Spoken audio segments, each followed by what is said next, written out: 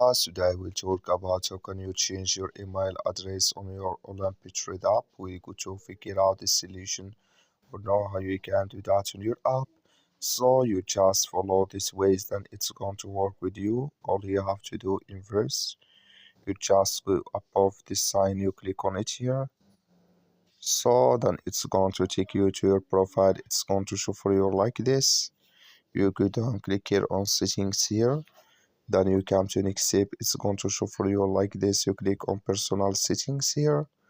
So then you come to email, just click on it. And here can you change your add your new email here, and you click on continue here. So then here add a code from your email, then you click on confirm, then it's going to change with you. That's all you have to do. That's all. Thank you for watching. Don't forget to support us by liking, subscribe. So thank you for your watching.